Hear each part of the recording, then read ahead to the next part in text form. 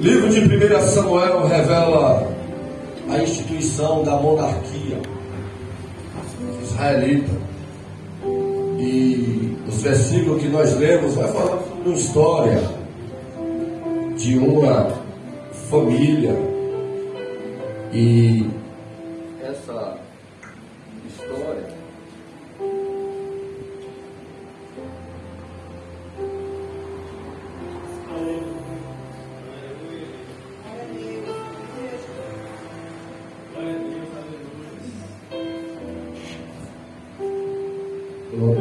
e essa história, vamos falar sobre uma das personagens chamada Ana. Seu nome Ana, esposa de Eucana. E a vida de Ana, irmãos, quando estudamos, quando lemos,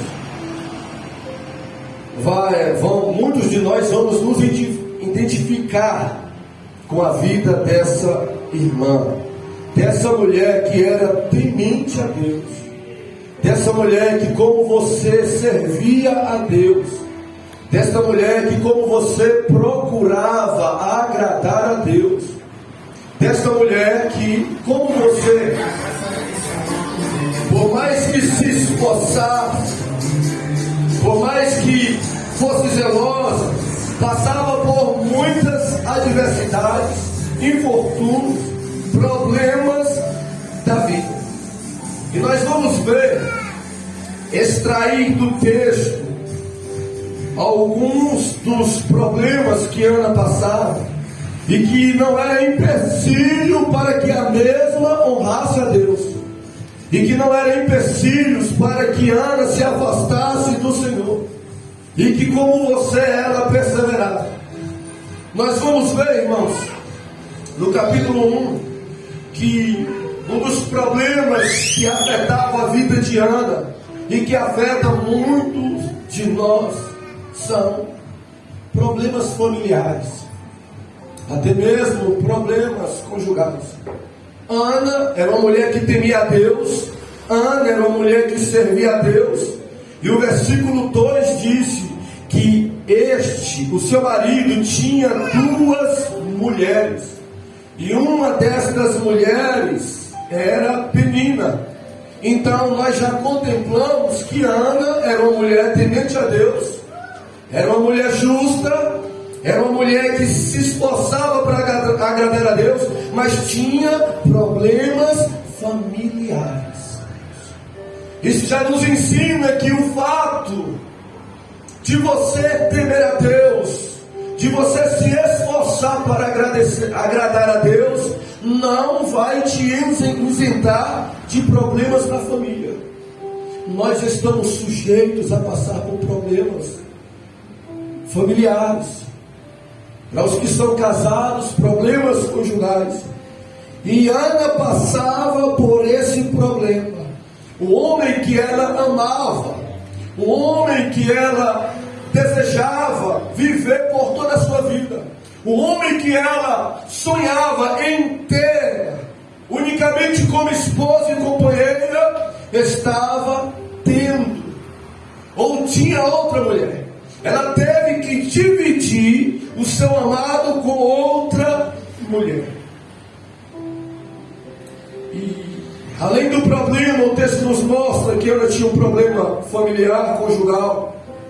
Ana também passava por problemas físicos, patológicos. Ana, no versículo de número 5, vai dizer que Ana,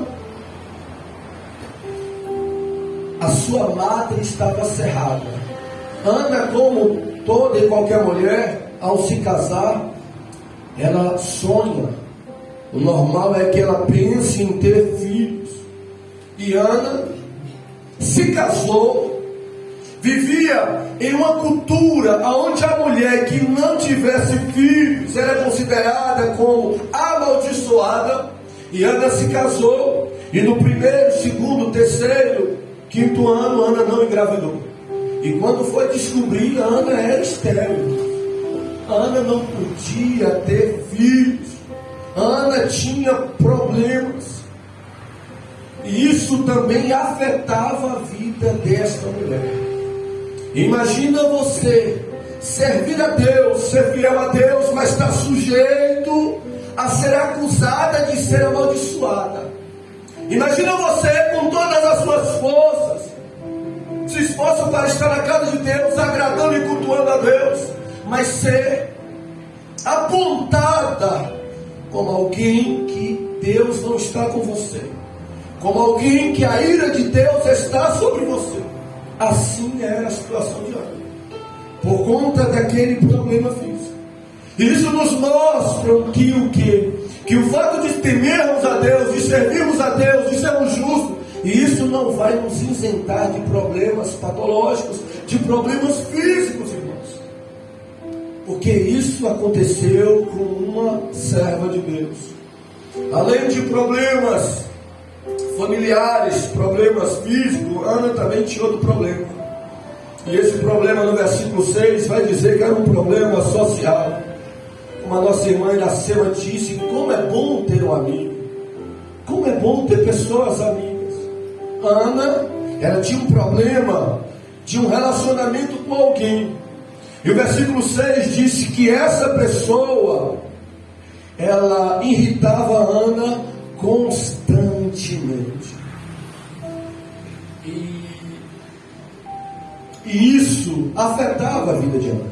Se vocês pensarem, quando nós temos problemas, irmãos, no trabalho, na faculdade, como afeta o nosso humor, como é ruim ter pessoas que nos perseguem, que vivem para nos prejudicar, que vivem para nos defamar, que vivem para trazer problemas para nós. Porque quando nós lemos assim de uma forma superficial, parece que era tudo fácil, daria para tirar de letra. Mas quando buscamos aplicações e trazendo para as nossas vidas, irmãos, tem dia que muitos de nós não queremos sair do quarto, quando temos problemas de relacionamento com pessoas, quando nos faltam amigos em meio às dificuldades que passamos. E Ana também passava por esse tipo de problema. Além de problemas familiares, físicos, sociais, Ana também passava por problemas emocionais. E o versículo 8, que o presbítero Marinaldo leu, diz que Eucana disse para ele: por que você chora, Ana? Por que você não come? Porque está mal o teu coração. Ana vivia, irmãos, a maioria da sua vida, a parte dos momentos da sua vida, aflita, angustiada, chorando, irmãos, por conta daquele problema. Não era algo simples, era algo que o afetava, era algo que mexia com as suas emoções, era algo que levava Ana a chorar, entristecer constantemente. E nós estamos sujeitos a isso, irmãos. Problemas emocionais. Quando as pessoas estão com a pressão ótima, com a glicose perfeita, mas estão com problemas emocionais.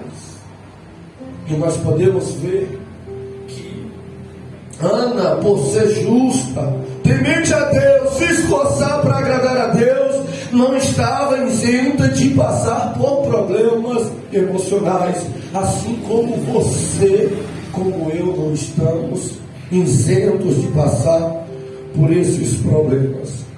E a vida desta mulher, eu acredito que ao falar de Ana, alguns de vocês podem se identificar e pensar: olha, isso também acontece comigo. Muitos aqui não sabem, mas lá em casa, a minha família não é fácil. Eu tenho problemas familiares, seja com o cônjuge, seja com os filhos, seja com os pais. Quantos de vocês se esforçam para estar servindo a Deus, mesmo com esses problemas? Quantos estão aqui com problemas físicos, sentindo dores, como o nosso irmão Igor, com o tornozelo torcido, sentindo dores como Ronaldo, Ronaldo, que muitas das vezes está aí com a coluna, mas está aqui na casa de Deus? Quantos de vocês, como Ana, como Cláudio, passam por enfermidades, mesmo sendo temente a Deus, justo, e sofrendo por problemas físicos, irmãos? Quantos de nós não passamos por esses problemas de relacionamento? Não porque depende de você, não porque você é uma pessoa antissocial, não porque você não tem dificuldade de se relacionar, mas porque você é perseguido, porque você é caluniado. E Ana passava por esse tipo de problema também, e por problemas emocionais. Isso nos mostra, irmãos, que nós estamos sujeitos a essas coisas dessa vida, e nos prepara, irmãos, para estarmos firmes, para não abrir mão da nossa fé em Deus, pois os justos não estão isentos de passar por estas coisas. Isso nos ensina que nem sempre o sofrimento dos justos são causas de pecado. Muitos têm na sua mente a ideologia de que alguém que é justo, alguém que serve a Deus, alguém que é fiel a Deus, estará isento de problemas físicos, sociais, problemas familiares ou problemas emocionais. Mas isso não é verdade. Ana estava passando por tudo isso, mesmo sendo uma mulher temente a Deus. Aleluia. E você está sujeito a passar por isso. Nós estamos sujeitos a passar por isso. E o que a Bíblia fala? Por exemplo, a teologia da prosperidade diz que aqueles que creem em Jesus, aqueles que têm uma aliança com Deus, aqueles que servem a Deus fielmente, não passará por problemas físicos, não passará por problemas financeiros, não passará por problemas emocionais, não passará por problemas sociais. E isso não é verdade, irmãos. Essa teologia tem deixado muitas pessoas frustradas, porque as pessoas acreditam quando escutam isso, entregam a sua vida a Jesus, aí pensam que está fazendo um contrato com Deus, como se dissesse: hoje eu sou uma mulher temente a Deus, homem temente a Deus, tenho uma aliança com o Pai, e todo o mal será agora acabado, não vou mais sofrer por nenhum dos males que estava sofrendo, a minha vida agora só será vitória, só será maravilha, só será de bênção, não terei mais aflições. E daqui a pouco não é verdade. A pessoa começa, mesmo sendo fiel a Deus, passar por dificuldades, mesmo sendo fiel a Deus, adoecer, mesmo sendo fiel a Deus, ser perseguido, passar por tribulações, e muitos acabam desistindo, acabam retrocedendo, porque não acreditam na eficácia da palavra de Deus, mas aprenderam errado, irmãos. A Bíblia diz o que é sobre isso.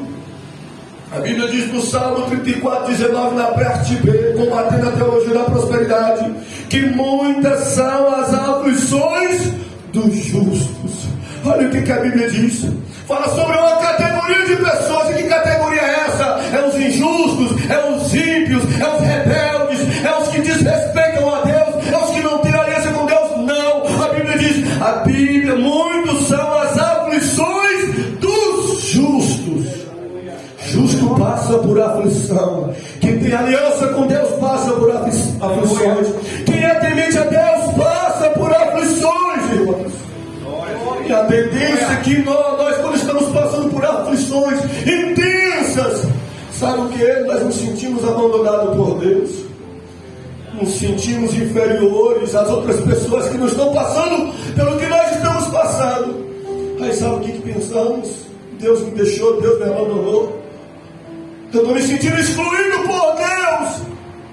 E isso é verdade? Não. 1 Pedro 5:9, Pedro diz assim: olha, ao qual resistir firme na fé, sabendo que as mesmas aflições se cumprem entre todos os vossos irmãos no mundo. Pedro estava divertindo, preparando a igreja como eu estou nesta noite.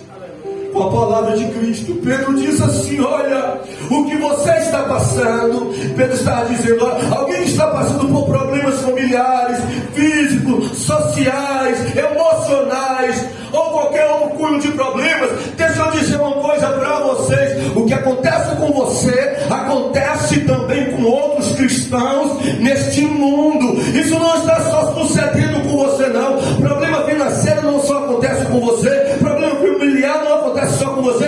Tem outros irmãos que, como você, está também tendo problemas neste mundo, crendo no Deus que você crê, adorando o Deus que você adora. E o Senhor Jesus também preparou, porque Jesus é verdadeiro. O Senhor Jesus, Ele quer salvar as pessoas, Ele morreu pelas pessoas, Ele quer que as pessoas sigam Ele, e Ele não enganou ninguém. Aos seus seguidores Ele disse assim: olha, no mundo vocês terão aflições. O próprio Jesus preparou os seus seguidores: crendo em mim serão salvos, crendo em mim vocês terão perdão, crendo em mim vocês serão reconciliados com o Pai, crendo em mim vocês irão para o céu. Mas enquanto estiver no mundo, mesmo crendo em mim, vocês terão aflições. E aí alguém pode pensar, né, pastor, se tenho aliança com Deus, antes eu não tinha aliança com Deus, pastor. Antes eu não servia a Deus, eu não cria em Jesus, e eu passava por muitas aflições. Agora o Senhor está me dizendo que se eu tenho uma aliança com Deus, eu confessar a Jesus como Senhor e Salvador, eu não estarei isento de aliança com Deus? Então o que vai mudar então, pastor? O que vai mudar na vida de alguém que tem uma aliança com Deus e outros que não têm? A respeito, irmãos, das aflições dessa vida, nós vamos ver que muitas pessoas que não têm essa aliança, essa vida com Deus, não são justos, que também passa por aflições. A diferença é muito no comportamento. As pessoas que não são justas, quando elas passam por esses tipos de problemas, irmãos, na vida, sabe o que elas vão fazer? Elas vão buscar refúgio no álcool. Muitas pessoas estão viciadas no álcool, irmãos, porque procuram no álcool a solução para o seu problema. Elas querem se embriagar, elas querem beber, para esquecer, para, no pensamento delas, amenizar aquele sofrimento. A diferença do justo é que o justo nos problemas, eles não refugiam no álcool, mas eles procuram beber da fonte da água da vida. Na aflição, quem não crê, quem não é justo, se revolta contra Deus, contra as pessoas, procuram culpados. A diferença do justo, que quando os problemas afetam, eles, ao invés de se revoltar, eles vão se humilhar a Deus. Na aflição, quem não crê, quem não serve a Deus, fica desesperado mediante os problemas. O justo não, no problema, o justo não perde a esperança. E isso está vivo dentro de mim, porque a médica do hospital, falando para Jaine do caso dela, a pressão 20/14, deu início de eclâmpsia, gravíssimo, e todo mundo lá em volta dela, e ela dizendo: eu estou tranquila em Deus, eu tenho esperança no meu Senhor. A diferença é grande. Na aflição, o ímpio, o que não é justo, que não teme a Deus, nos momentos, nas adversidades, eles, o que acontece? O Senhor Jesus falou que nós estamos sujeitos a ventos, a tempestades desta vida. Isso simboliza os problemas. Aí o Senhor Jesus falou de duas casas. O ímpio constrói a sua casa sobre a areia. A areia aí representa ideologias humanas, mas ele disse, e quando vem o vento, a tempestade bate com ímpeto nessas casas, e essas casas são derrubadas. Mas ele diz: aqueles que edificam a casa sobre a rocha, que é Jesus, que é a palavra, passa pelos mesmos ventos, passam pelas mesmas tempestades, e quando vem com ímpeto, com força, não consegue derrubar a casa dele. diferença, a diferença, a diferença. Deus renovará a sua esperança nesta noite. Jesus tem água para saciar o teu espírito nesta casa, nesta noite. Ele vai te firmar, Ele vai te fortalecer, pois você que está edificado na rocha que é Ele, na palavra dEle, não vai ter vento, não vai ter problema familiar, problema físico, social ou emocional que vai te derrubar. Aí nós vamos ver as atitudes de Ana na aflição. Porque, irmãos, as atitudes são muito importantes. E Ana, no capítulo de número 1, versículo 7, com tudo que Ana estava passando, irmãos, talvez você que me escuta está passando talvez por um problema que ela estava passando. Sua vida financeira está boa, você tem um bom relacionamento, mas familiar você está com problema, ou vice-versa. Mas Ana era um montão de problemas. E como Ana conseguia permanecer? Qual era o segredo de Ana, irmãos, para permanecer crendo, fiel, justa, servindo e adorando a Deus? O que esta mulher fazia? Eu queria, se eu encontrasse com ela, Ana, como eu estou sujeito a todos esses males, perguntar a Ana, me conta aí, Ana, para você permanecer por tantos anos fiel a Deus, problema familiar, físico, emocional, você não desiste. Qual é o seu segredo, Ana? Qual a sua receita? O texto no versículo 7, Ana diria assim para mim, que Ana subia todo ano à casa do Senhor. Ana diria assim, olha, eu tenho vencido, pastor Vale, porque eu tenho, com os meus problemas, eu não tenho abandonado a casa do meu Deus. Os meus problemas têm me afetado de verdade, têm me feito chorar, têm me colocado em uma situação adversa, mas eu não abro mão de servir a Deus, eu não abro mão de estar na casa dele, mesmo estéril eu vou para a casa dele, mesmo muitos dizendo que eu sou amaldiçoada, eu vou cultuar a ele, mesmo tendo um problema lá com os sacerdotes, que os filhos de Eli não era brincadeira não, viu? Mesmo tendo problema, eu entrego eles na mão de Deus, eu tenho um compromisso com Deus, eu não vou abrir mão da casa, da presença, eu vou continuar servindo e sacrificando ao Senhor. Aleluia! Parece ser fácil, mas quantos de nós, irmãos, por problemas familiares não queremos mais congregar? Por causa de um diagnóstico que vem de contra ao que nós queremos, nós abandonamos a nossa fé.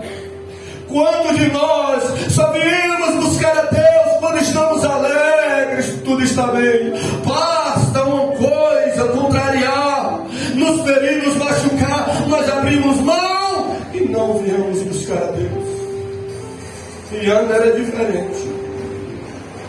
A fidelidade de Ana levava Ana para a casa do Senhor, mesmo com tantas adversidades. E isso Deus que está no céu observava tudo isso. Porque, irmãos, se nós não tivermos problemas, como estamos sujeitos, já está aqui, já é um sacrifício que fazemos, renunciando nós mesmos, e isso agrada a Deus. Mas quando estamos passando por problemas e superamos tudo e viemos servir a Deus, isso chama a atenção de Deus. Aproveite quando você estiver passando por problemas.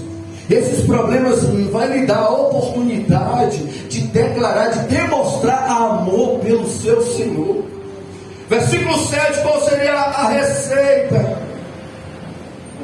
E para Ana estar lá, olha o que acontecia quando Ana subia. Versículo 7, a Penina irritava, Penina contrariava, Penina era como que criasse um obstáculo. O versículo 7 diz assim, que quando Ana se prontificava para ir para a casa do Senhor, assim a outra o irritava cada vez mais. Pense comigo. Como se Ana dissesse assim: olha, hoje eu vou passear. Se a namorada está pedindo, hoje eu vou para a lagoa passear.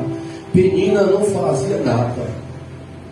Ana dissesse assim: olha, hoje eu vou visitar os meus amigos. Penina não falava nada, não se movia para nada. Ana dizia: não, hoje eu vou viajar, eu vou no shopping, no momento do culto. Penina ficava quieta, mas quando Ana tomava a decisão de ir para a casa de Deus, Penina se levantava.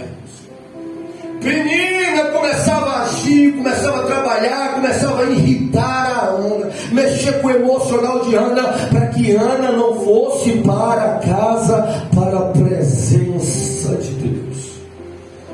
Eu vejo uma figura aqui, Penina, como uma figura demoníaca e maligna. Que isso acontece conosco, quando nós pensamos e desejamos buscar a Deus. Quando nós nos programamos para ir servir ao Senhor, porque culto é serviço a Deus. E você pode estar se identificando, porque talvez para muitos de vocês não foi fácil estar aqui hoje. Quantos impedimentos, quantos convites surgiram para que vocês fossem para outros lugares. E irritações e problemas, mas Ana ia para a casa de Deus. Parece que Penina pensava assim: irmãos, eu tenho que fazer alguma coisa. Eu sou valorizada mais do que ela porque, eu tenho filhos. E ela vive nessa condição porque não tem filhos. Só que Deus pode mudar a história dela. Deus pode abrir a madre dela, Deus pode abençoar ela, Deus pode fazer dela uma mulher frutífera. Eu tenho que fazer alguma coisa. Eu tenho que desestabilizar Ana. Eu tenho que mexer com ela para fazer com que ela desista de ir buscar esse Deus que pode mudar a vida dela. Eu quero que você entenda isso, porque muitas das vezes não é algo aleatório.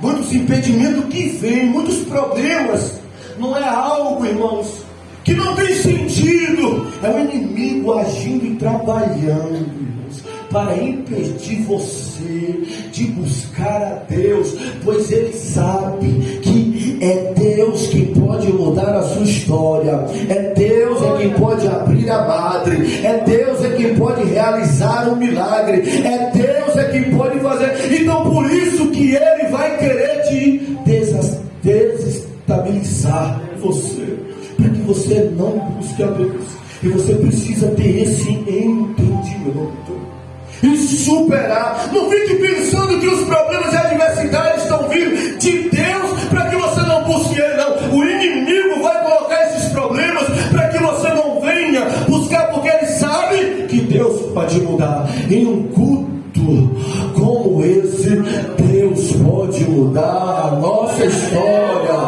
Deus pode olhar dos céus e contemplar com todas as adversidades e problemas que nós passamos como Ana e falar assim: de onde ele está? É hoje que eu vou colocar um fim nesse sofrimento, é hoje que eu vou abrir esta porta, é hoje que eu vou mudar a tua história.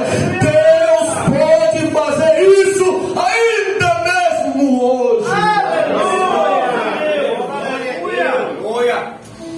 Ana estava com amargura de alma. Versículo 10 diz que ela estava com amargura de alma, e a amargura que é angústia, tristeza, é aflição. Aflição. E se tem uma coisa que nós tomamos decisões, irmãos, evitamos orar quando nós estamos com tristeza, com aflições, com angústia na alma. Nós queremos falar com todo mundo. Nós queremos mandar mensagem, ligar. Como eu recebi hoje essa ligação dessa pessoa, desse colega, pastor de igreja, que estava aflito e angustiado, queria conversar, queria ouvir. E Ana também estava dessa forma. E o que a nossa alma não quer é que nós curvamos os nossos joelhos, ou que mesmo sentado ou em pé viemos falar com Deus, abrir o nosso coração, rasgar a nossa alma diante da presença dele e contar para ele tudo que estamos sentimos o oposto, ou fazemos o oposto, irmãos. E nós precisamos entender que Tiago, no capítulo 5, versículo 13, diz assim: se alguém está aflito entre vocês, o que eu devo fazer, Tiago? Tiago diz: ore. Lembre-se disso. Quando você estiver aflito, lembre-se desta palavra, lembre-se dessa receita: eu vou orar. Depois eu falo com as pessoas, mas antes de tudo eu vou orar. Eu vou fazer como Ana fez, eu vou chorar, eu vou abrir o meu coração para Deus, eu vou contar tudo o que está passando. Lembre-se do salmista no Salmo 46, no verso 1, quando ele diz: em meio ao problema que ele estava passando, em meio à dificuldade, o que ele fez? Verso de número 1, ele diz: Deus é o meu refúgio, fortaleza, socorro bem presente na angústia.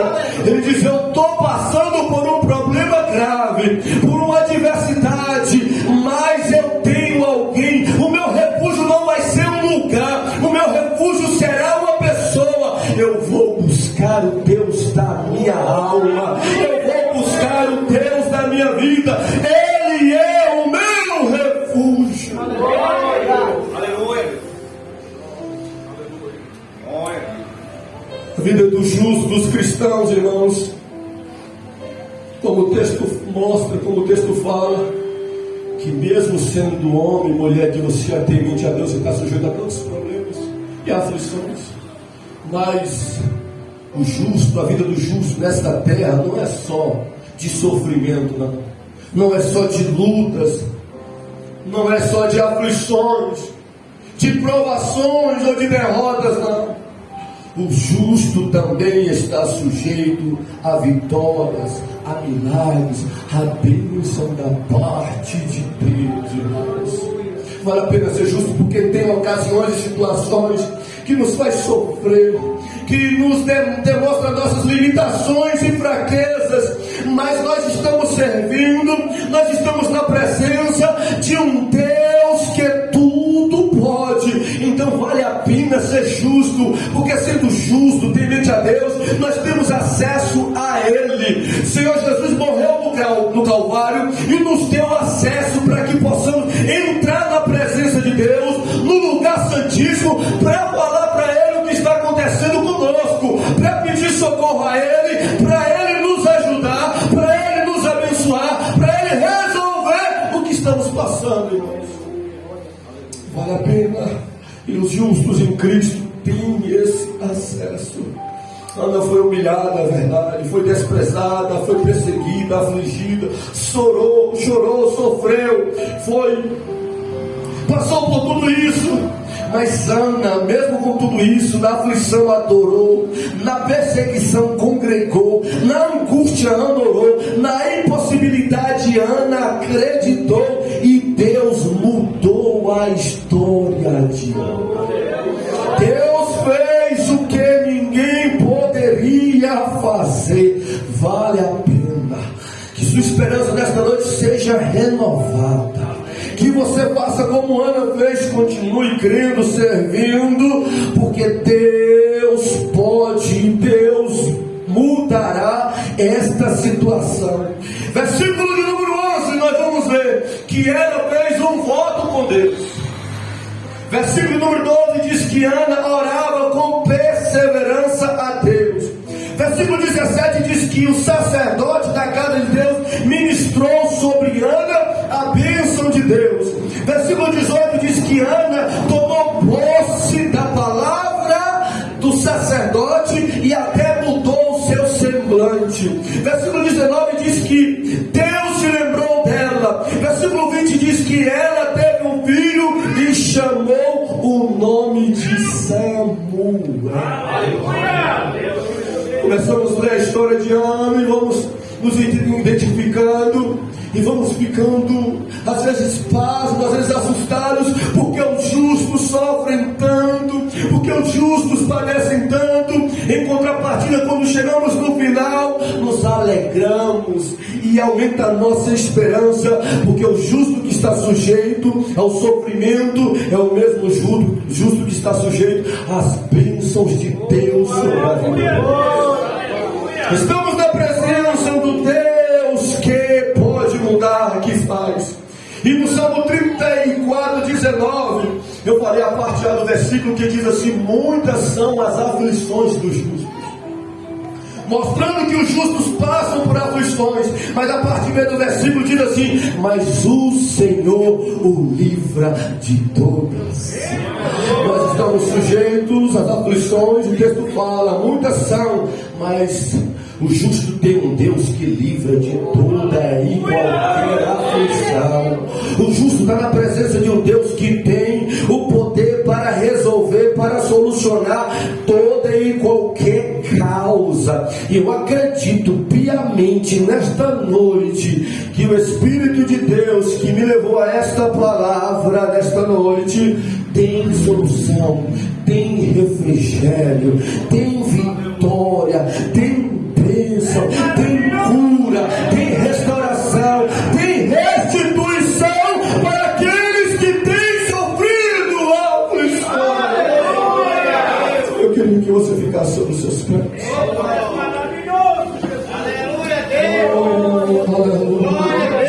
Eu queria que por um momento você fechasse os seus olhos. Mais do que ninguém, Deus sabe o que está sucedendo. Faça como Ana. Se você não quiser falar alto, não quiser orar alto, pode orar em silêncio. Mas conta para ele aí: Senhor, isso tem afligido a minha alma. Senhor, esse problema familiar tem me trazido angústia, Senhor. Aleluia. Fala para Deus: Senhor, este problema no trabalho, este desemprego, Senhor, esta perseguição, Senhor, isso não tem acontecido na minha vida, isso tem me afetado tanto. Eu estou me sentindo inferior, eu estou me sentindo desprezado pelo Senhor, porque aconteceu na vida de alguém, não na minha. Conte para Ele. Você está diante dEle, você está na presença dEle, e você pode falar para Ele: Ana, Deus sabia o que estava acontecendo na vida de Ana por muitos e muitos anos, mas Deus queria ouvir Ana falar com Ele, mesmo Ele sabendo do que estava acontecendo na casa, na saúde, na vida dela. Deus queria que Ana contasse para Ele o que estava ouvindo, até porque para que Ana reconhecesse depois, quando Ele fizesse, para que ela dissesse: eu sei que o meu filho, eu sei que a minha gravidez foi Deus, foi quem fez. Por que, Ana? Porque eu falei para Ele, eu na casa dele, eu contei para Ele o que estava acontecendo e sucedendo, e Ele abriu a minha mão. Eu não posso resolver, eu não posso fazer, mas eu estou pregando um Deus que pode. Eu estou anunciando um Deus que faz. Aleluia.